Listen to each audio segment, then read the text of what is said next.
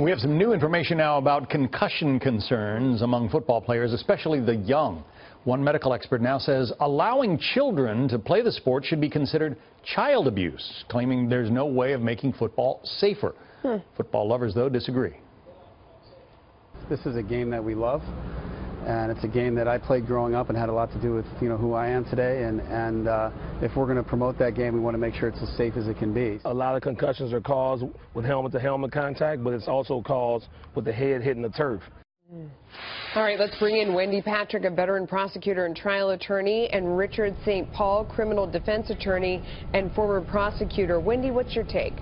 Well, I got to tell you, calling football child abuse, those are fighting words to football lovers. And, the problem is it's a game changer in terms of the research, but they're not going to change the game. Nobody would watch it. So what we have to look at is this actually something that can establish the intent requirement, whether it's knowledge, recklessness, negligence, necessary for criminal liability.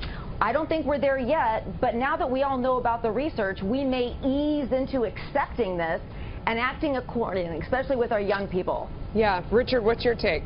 Well, look, criminalizing football is certainly, we're a long way off from that.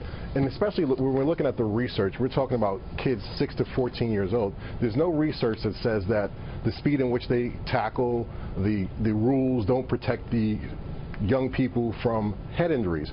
When the doctor is talking about who he did the research for NFL players who travel at tremendous speeds, who are much heavier than kids. You're talking 200-300-pound men running 40 yards in 4 seconds. It's like a speeding train when you hit each other. You're taking the fun out of football by trying to criminalize it. And certainly that statement was very inflammatory, that people should be charged with endangering the welfare of a child because they let them play football and have fun. That's outrageous. But Wendy, does it beg the question that maybe the rules should change, the way kids play football should change? Something in there for people under 18 who are taking this risk. And that's exactly what the argument is. They're saying, well, we don't let our kids have alcohol or cigarettes because it's bad for them. But we send them out into the football field where they are sidelined with injuries, with concussions. And that's the thing, is it's a consent issue. If you're an adult and you want to play football, you assume the risk.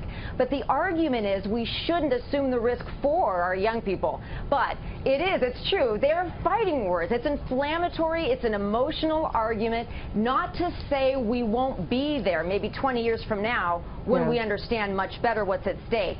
But I don't see the law changing anytime soon until we learn more about it. But Richard, the basic premise is that if you have a child that's under 18, that they don't necessarily have the requisite judgment to decide whether or not it's worth risking their lives and all kinds of things, and that it's up to a parent before that 18th birthday has the responsibility of assessing the risk, whether it's death, injury, future injury, that sort of thing. There is something to the idea that it's up to parents to be the ones to really understand what's going on for their kids. Well, certainly, parents have the ability to make decisions for their child under the age of 18. However, does that mean that they should stop letting them go outside, stop crossing the street? They should let them not go to the playground where you can all suffer injuries, go to school where they're susceptible to fights and drugs. There are inherent risks just in getting up in the morning. Football, and I've played football, as you can probably tell from my size, from a young age up through college. But football is a fun sport. And when we're talking about, when you look at this study, we're not studying the effects of ages from 16 to 14 or 16 to 17. We're talking about NFL players. And again, that is inherently more dangerous because of the speed and the size in which these individuals I hear your point. are playing football. But let's not take the fun out of football for kids. Okay, we got to go. I hear you. Good point. Thanks to both of you. We appreciate it.